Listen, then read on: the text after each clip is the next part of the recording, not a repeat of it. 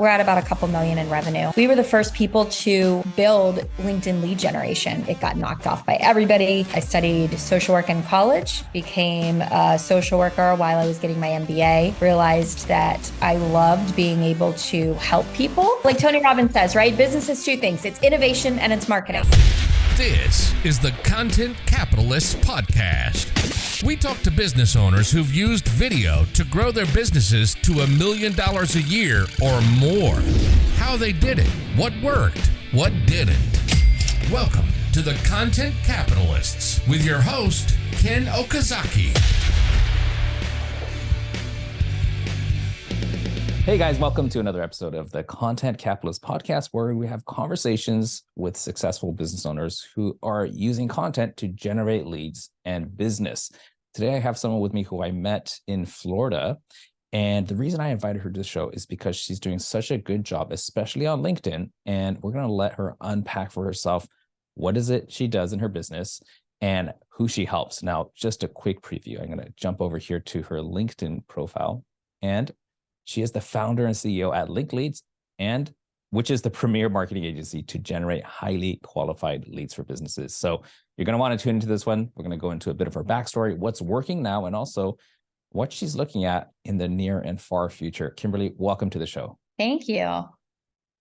Thank you too. So first of all, did I get it right? Your introduction, LinkLeads, premier marketing agency. Does that pretty much cover the bases there?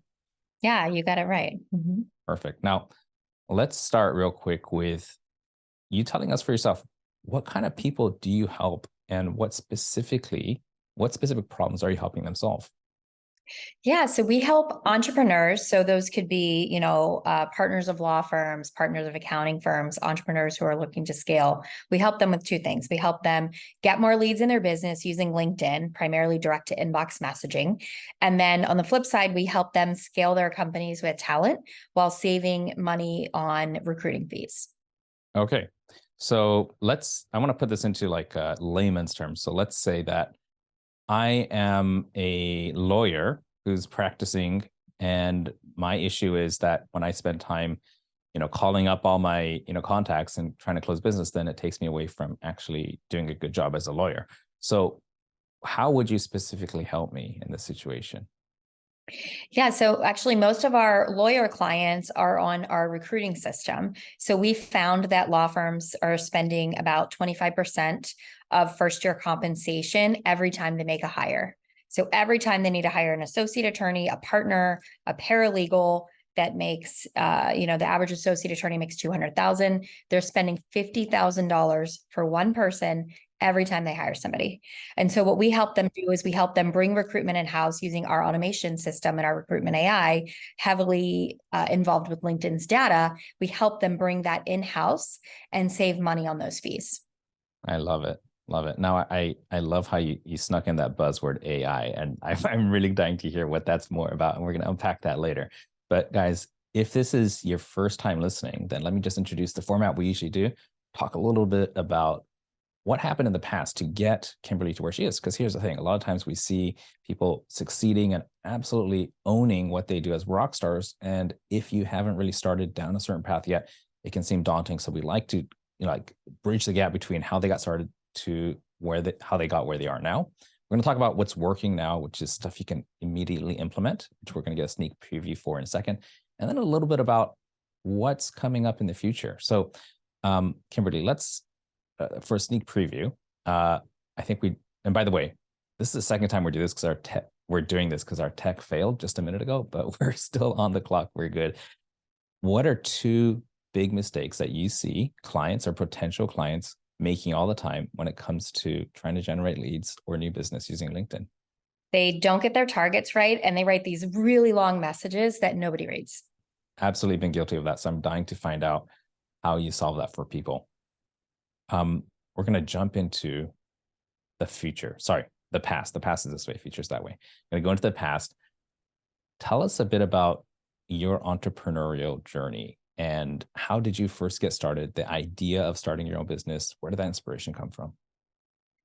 Yeah, so I grew up in a family business in the Northeast, a really small beach town. My family was in the commercial plumbing and heating business, and then they dabbled in real estate as well, and more on the investing side. And so I just saw that from a really young age, being involved in my grandfather's company. My dad worked for the family business. And then, I went the traditional route, went to college. I started my first business at 17.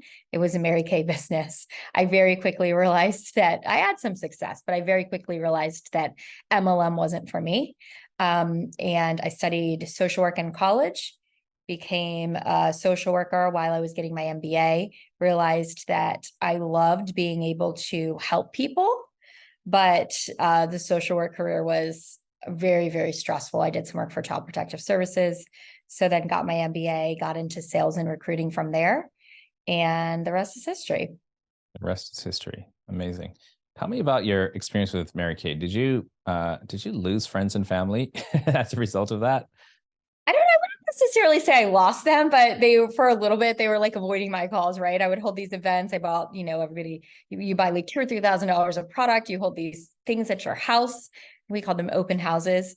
And some people would stop by and buy products, but I found my family and friends starting to like ignore my phone calls, right? And then when I got out of Mary Kay, like a year later, then they started answering. So I'm like, oh, okay. They were just like avoiding me because they felt pressured to buy products. I've been in a couple MLMs in the past myself. I'm a recovering addict.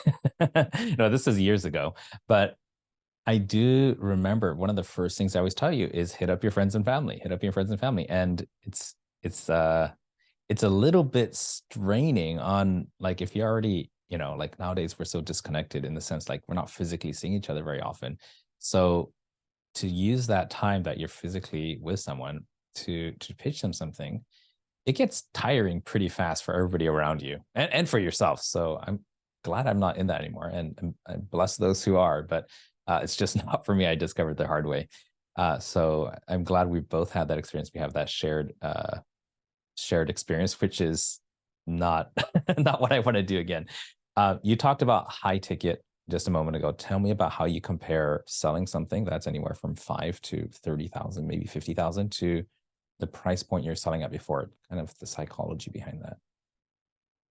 Yeah. So what we found was when we started, when I did the Mary Kay thing, I was pressuring my friends and family to buy. That didn't feel good to me. And it was very low ticket. The average sale price was like $50 to $100, right? And so when we started selling recruiting services, and actually my first job was selling accounting and finance job postings. So I had my first sales job in DC after I graduated college, and I was dialing 100 dials a day. So although I didn't stay at that company really long, beyond like a year, it gave me a lot of exposure to a couple of things. One, cold calling, right? Like 100 dials a day. And two, the recruiting industry, because we were selling accounting and finance job postings. And inside of our office, we actually had a recruiting company as well. And so, I'm sitting there dialing so many dials a day, selling job postings, and my colleagues are dialing candidates and clients, and they're bringing them in for lunches and dinners, and they're taking them to fun events and like nationals games downtown DC and things like that. And they're making like 3 times what I'm making, right? And so I'm like, I want to do that. And so that's how I got started with recruiting. And so as far as like, I just realized like it takes the same amount of effort to sell a low ticket product and as it does to sell a high ticket product. And it was nice to be able to actually sell something that I would get bigger commissions on and not have to hound my friends and family to buy, right? So I had all of those things in it. And so then I became known, pretty early in my career as like the high ticket girl. Perfect. I love that, how you're explaining the path. I found very few entrepreneurs who are doing what they love doing, and that was the first thing they ever started on, like, straight out of college or school, whatever level they went to. They started one thing and they stuck with it, and that's what they're still doing. Like, we try a lot of things, and I think most of life is finding out what doesn't work. And because the one time you find the thing that works, that's when you stop, like jumping around so much. So I'm trying to draw the path here. You went from your entrepreneuristic family HVAC business to college, your cold calling recruitment agency, and then you switch to the actual buyer side, selling those guys. Was there anything between that and what you're doing now? No, but to your point a second ago, like I've tried so many different things, right? And I've tried to figure out where I can leverage the system that I have for email calling and LinkedIn messaging for appointment setting, right? How I can leverage that in other areas. So we've dabbled in insurance, like infinite banking stuff. We've dabbled in, obviously the recruiting side, the lead gen side with LinkedIn's data, in real estate investing. Now, one of the latest things we're working on is using our system to find tired owners of businesses that are open to an exit. Because once you know how to target people and you know what to say to them to get a response, it can be dangerous because you're like, I could go do all these things, but it's like, no, you have to focus. Like you have to get one built, flushed out at a time before you move on to the next one. And I've definitely made that mistake in the past of trying to be too many things to too many people at once. Yeah. Guilty as charged here too. I've done the same thing. Now, you've said you've tried a lot of things. Would you be willing to share something that failed miserably that you would never do again, but that you could share as a lesson for our listeners? I think just being involved in too many things at one time, like, I'm in Florida. The market here is still pretty high in terms of home prices. And last year, or 2 years ago, I took a land flipping course. And I've run a real estate wholesale business on and off for years. So took this land flipping course. We were spending like $20,000, $30,000 a month in letters and ads and, all of that stuff. And that like totally failed miserably. Not only did we not have the time to focus on it, right? Because I'm focused over here on our main products and companies, but the people that I put in place to run it weren't doing the best job. And so finally we just pulled the cord on it, but I wouldn't necessarily say it was a failure because we were able to transition that skill set. It's the exact same process, whether you're trying to research and find and connect with a homeowner that needs to, they're in trouble and they need to exit, to somebody that is in a situation with a company where they're older and tired and they want to exit their company. And so we just transitioned into using the system to find tired owners. And we've got some really cool things coming up. Like I'm doing some stuff with Roland Frazier, where I'm going to be speaking to his group. And I've created a program for them on teaching them how they can find their own leads of businesses, some other pretty big names like that. And so I wouldn't necessarily call it a failure. It was more of a transition. Okay. Got it. And if you were to look at like when you found what you're doing now, how did you decide that, okay, this is it, I'm going to put all my energy behind it and then put everything else on the back burner or completely kill it? Like what was the signal that told you that this is it? Sometimes as an entrepreneur, like you don't know, you kind of just have to build something and test it and then let the market tell you where the demand is. For what we're doing with the, finding the owners and stuff like that, I feel like we in the market is kind of telling us that we're ahead of the curve on that. Because there's so many people, Tony Robbins, Cody Sanchez, Roland Frazier, there's all these people out there talking about like, buy companies on terms, things like that. And so we have a way, our lead gen system actually works to find those leads. And so we're starting to form strategic partnerships with people like that to bring in leads for not only them, but their followings as well. And so now we're looking to really scale through acquisition. So what I'm seeing here is like, there wasn't like a binary decision, like I'm doing this. It's more like you're like, there's a flow and it's like nudging you one direction or another, and you keep looking for where that flow is going to expand and accelerate. Does that sound more like your way of operating as an entrepreneur? It's totally flow. And I'm really good at strategy and I'm kind of intuitive and I just get ideas about things. And so it's like testing those out, talking to your point, like we met an amazing mastermind in Florida. I'm in several of those. And so, kind of flushing that idea out with friends and colleagues in these masterminds, taking it to people who could be potential strategic partners or clients of the offer. And then, kind of validating it, testing it a little bit, flushing out, getting all the kinks kind of worked out, and then testing it out and continuing to test it out and make it better. And then if it's working, to just go down that road. But we don't stop what we're doing over here. It's just kind of an add-on thing. Like we add people to our team to be able to run things like that. Makes sense.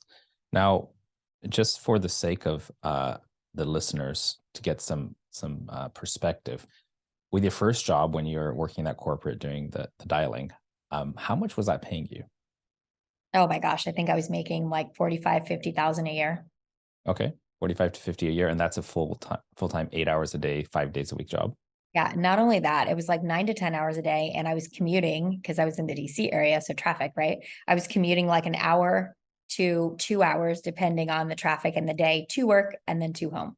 That's like 12 hours a day. Yeah. Okay, so that's pretty heavy. And compare that to now. Could you give us some like ballpark figure, like mid six figures, mid seven figures? Like what's your income looking like right now? Yeah. I mean, I still have 12-hour days sometimes, right? But I work for myself and I'm building something that, I brought in another consultant from our group. We have a plan to get to 20 million by 2025.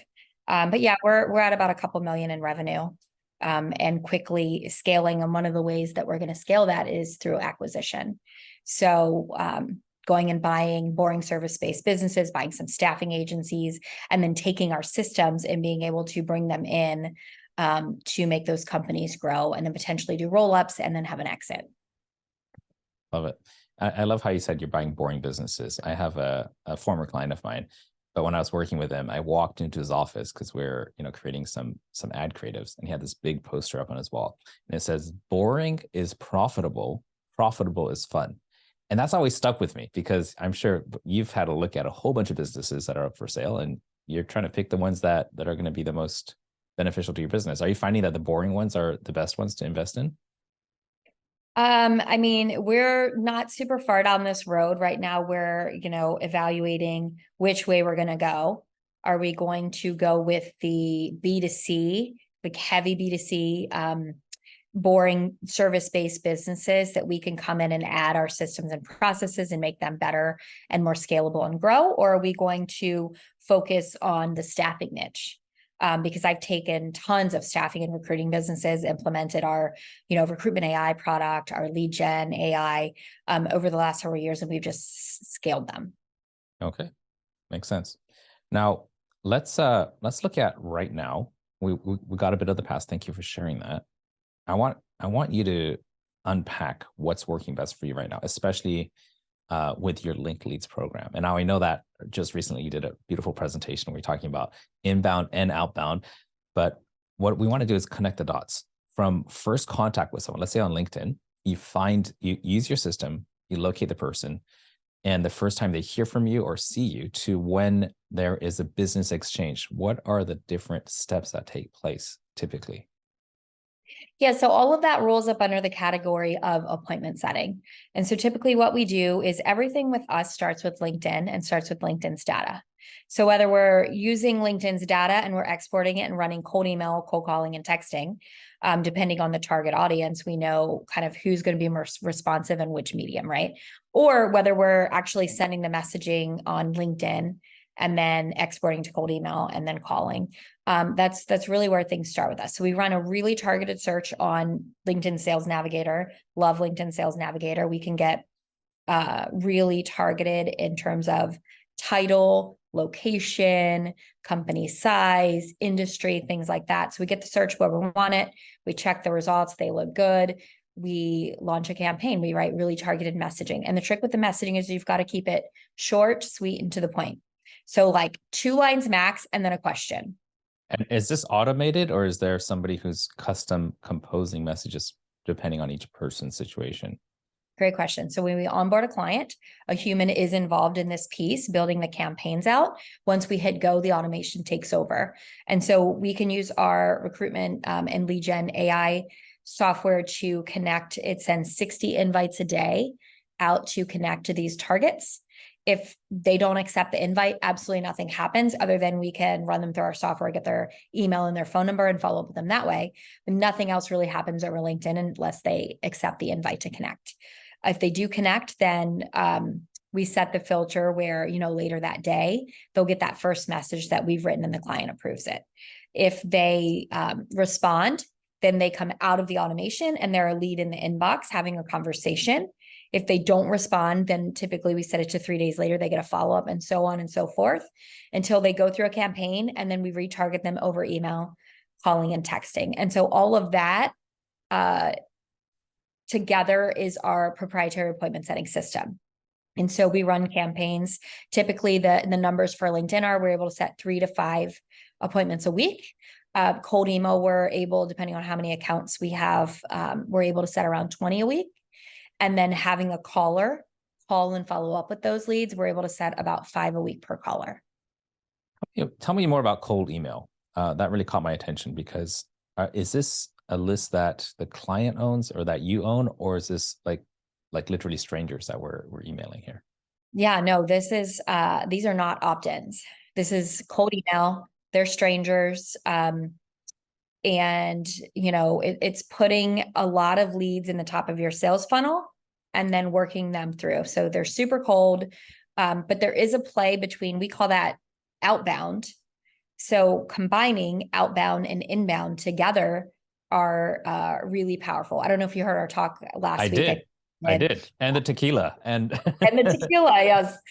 You guys came up as the most chill duo. Well, I think you're the only duo, number one, but no slides, just personality and one cool concept. I really love that. And yeah, why don't you unpack that real quick? Because you guys did such a good job of explaining, the pros and the cons of inbound and then outbound. So let's do that. I think the audience here is going to appreciate if you could explain it the way you did to us in that room. Yeah. So outbound is a way to get your message out in front of a lot of people, but it's got a low conversion rate. So what exactly is outbound in this case? Yes. So outbound is reaching out to a large number of people that you don't know. You don't have that know, like, and trust factor with them. So it's broadcasting a message to a target audience. So for example, let's take our legal recruiting company, right? So we take a candidate that's in our database, we write an email, it's got a couple lines in it, and then we're like, hey, are you looking to add anybody like this to your team? In the recruitment world, they call that an MPC, or most placeable candidate. Now, most of the time, you're not going to place that candidate, but it's going to result in a job order. And so we send that email out, we kind of dangle a carrot of a candidate in our database, and then they're like, we are looking for somebody like that, or we're not. If they are, then we set up a call. And so it's easy to move that from like hello to yes, but you've got to send out a large volume to get a little bit back. With inbound is really powerful because it's like one-to-one. You're going to send this message and you're probably going to get an appointment. And so, those people know, like, and trust you. They're probably on your email list, or they're already on your LinkedIn, and they've been seeing the content that you produce for a really long time. And so that engagement piece, and you're in the content game. You guys are so good at content. So that all helps build that know, like, and trust factor. And so that's why the two together are really, really powerful, because what we're doing is we're feeding the machine from the outbound side with your target audience. We're sending 60 invites a day to connect to them. And then if you have a good inbound strategy, like you're creating content, it's going on your LinkedIn profile, you've got stuff gone viral, you've got video out there, posts, all of that stuff, those new connections are going to say, oh, let me check this guy out. And they're going to see your profile. And so that's why the two together are really, really powerful. Got it. So do most of your clients do both, or are they most of your clients do one or the other?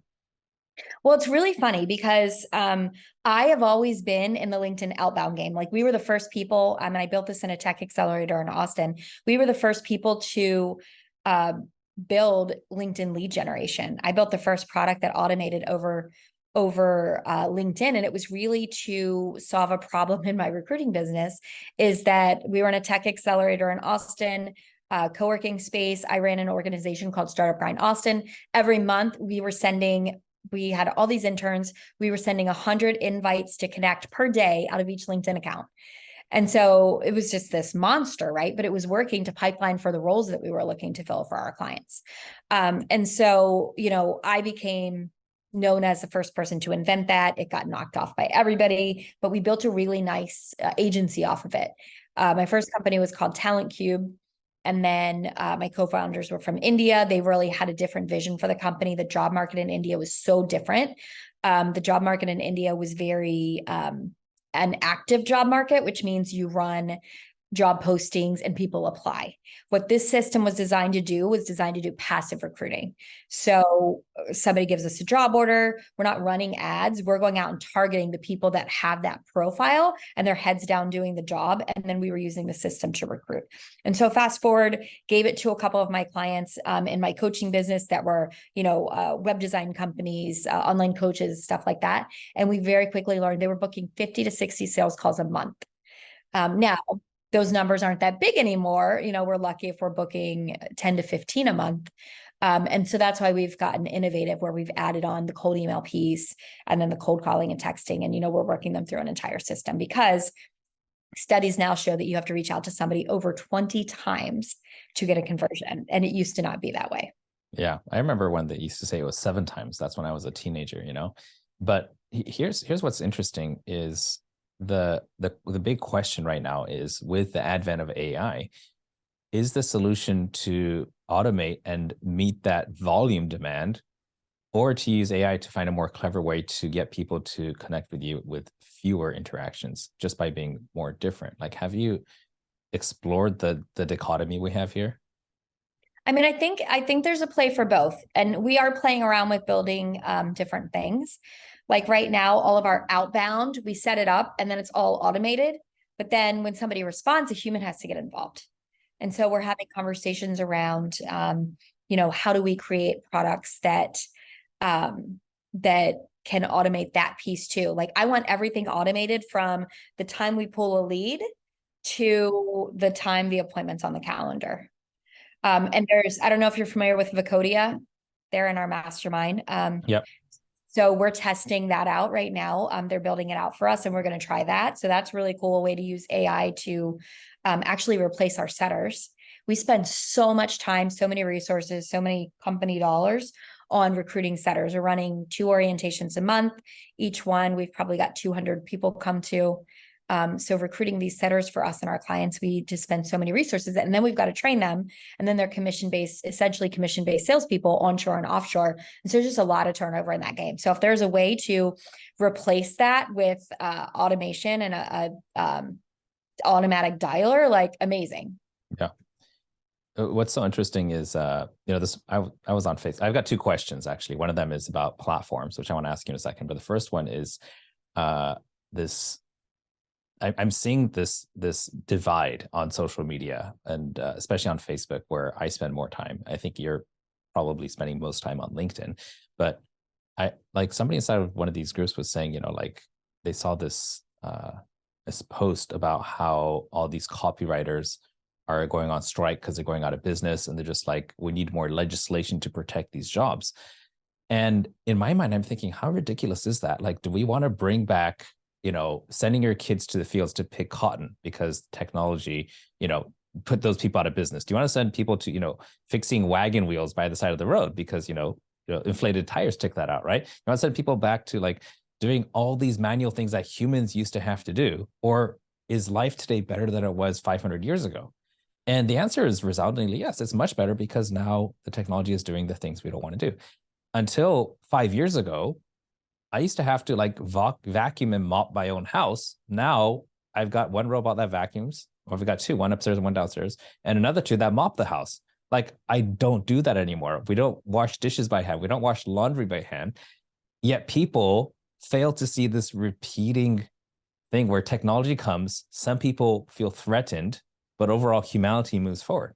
And my rant is over there, but I was like, can you guys please just, what's the expression? Let the scales drop off your eyes and see that this is a good thing. And the quicker you adapt, the more happy you'll be. I put something up on Facebook and a few hundred people liked it and like a dozen more shared it. And it was just a quote card, and it says, repeat after me. And in quotes, I will make AI my bitch. That got a bit of a reaction, but that's how we need to think. Otherwise, we're going to be stuck in, like, if you compare now to 20 years from now, I think the best way to think about it is to compare today to 20 years ago and think about how life has shifted, what kind of jobs disappeared, but how much more is possible because we've let technology help us. Okay. Yeah, totally. So like Tony Robbins says, right? Business is two things. It's innovation and it's marketing. I mean, first of all, whatever you think is true, you're going to find what you believe. And so it's challenging these beliefs. And it's instead of being like, oh, my career's gone away, like, where can you innovate? I think the ones that are going to make it and have a lot of success are going to use AI to power what they're doing and, take it to a whole new level. Like in our marketing agency, we got our hands on the copy AI pretty early in December. And we did lay off some offshore copywriters that we just weren't getting results from, but we used it to power the US copywriters that we had, and they were able to use it to write so much faster, ebooks, free guides, landing pages. I mean, you name it. We wrote so many books in the month of December for people. It was insane. And so that was really cool. And that's a way that we learned to leverage that instead of saying like, oh, our marketing agency is dying. No, like, how can we use it to be more efficient, right? Yeah. Yeah. And serve your customers better in the long run. Yeah, exactly. Here's a question I have, because I think a lot of listeners are going to have this in their mind. You talk a lot about LinkedIn. Why LinkedIn versus the other platforms? What are the pros and cons of the platforms as far as you know it? Well, I love LinkedIn, and I always have, because LinkedIn is a place where it's easy to get direct to inbox to other decision makers, owners of companies, executives of companies, whoever you're looking to sell to. Like, LinkedIn gives you a platform to reach those people. And not that you couldn't reach them through Facebook ads, but that's going to cost money. You're going to spend money on ads. What we do with LinkedIn is direct to inbox messaging. You literally run a search. You tell it who to target, you tell it what to say to that person, and you're directly in their inbox, which is super cool. Well, for me, when I go to LinkedIn, and I don't go there very often, and the posts you see there from me, they're going to be all automated.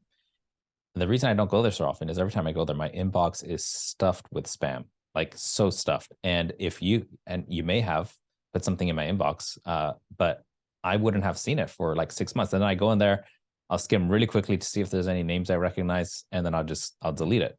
But how do you combat that? Because a lot of people have realized the same thing you have. It's turning into what email was, 10 years ago. I think the best way to do that is to have a team member, a VA, kind of screen those messages. Then they can quickly get through like, what's the spam and what's No. But how do you deal with cutting through all the other when we're messaging? When you're messaging out, yeah. Yeah, I mean, well, it's who we're targeting, and then it's the messaging. It's keeping the messaging short, sweet, to the point, and figuring out how we can add value sometimes before we ask for something. Okay, got it. And then your response rate is going to be more people that don't respond than do respond, I'm guessing, in general. Yeah. Yeah. So I'd probably be one of the ones that is just a statistic. Like, okay, so statistically we're expecting 1 out of 10 or 1 out of 30, or I don't know, 1 out of 5, whatever that number is. Okay, thank you. Now we're coming to close to the end, and I want to respect your time and the listeners' time. 2 questions. One is going to be, if someone wants to work with you, because you've dropped a lot of gold here, and people can just take what you said and probably start having some degree of success. But I think there's a certain kind of person who would rather buy speed, pay someone who can get them there faster, even though they're highly motivated and can get there themselves. For that kind of person who wants to buy speed and leverage your team, your technology, what's the best way for them to get in touch with you or find out more about that? Yeah, so you can find me on LinkedIn, Kimberly Patrick. You can also go to our website, Linked Leads. It's leeds.com. And then, I don't know if you want to put my email up. We'll have the links down below. If you're watching this on YouTube, check out the links in the description. If you're listening on the podcast, pause right now, go to the podcast notes and find the link there. Perfect. Yeah. And then Kim@linkedleads.com. Okay, perfect. Now, the very last thing is, what is one piece of advice you have for someone who's thinking about starting to market? Maybe they're not ready to hire you yet, but they just need something to get started on generating leads and getting sales through LinkedIn. How should they start? Yeah. So first of all, you have to have the belief that it's possible, right? And then you just have to take massive action. So find a LinkedIn automation product. There's tons of them out there. If you reach out to me, we have one that I'm happy to set you up with. But get on a LinkedIn automation product. Download a free, if you don't have Sales Navigator, they'll give you a free trial. Run your searches in Sales Navigator. Make sure you use the title, location filter. If your targets are at a specific company size, use that. Not everybody does. Run that search and then make sure the targets look, on point with who you typically sell to or who you're trying to reach. And then upload it in some automation software, write some messaging. You want like 3 to 4 message sequences, short, sweet, to the point, ask a question, and then hit send on a campaign. And then you manage the replies in the inbox. Amazing. For the listeners, guys, that is literally the how. So if you just pause, write this down, map that out, you could do this. If you want the who, find Kimberly. If you want to do the how and you want to spend time and your effort doing it, and you don't have as much money, it's just a question of if you have more money than time, then hire Kimberly. If you have more time than money, then start with the blueprint she just gave you right there. So I'm going to wrap this up. Kimberly, thank you so much. This has been enjoyable. We learned about how you got to where you are, what you're doing, also a little bit about how technology is helping shape what you're doing to help more people even better. That's it for now, guys. Thank you for listening to the end. And the fact that you listened to the end tells me that there was something about what Kimberly was sharing that spoke to you. So please don't forget to share this. Give it a star, whatever it is, whether you like it or don't like it, give it a star rating so that will inform me on how to better present and bring the kind of guest that's going to help you. Kimberly, thank you so much. Thank you.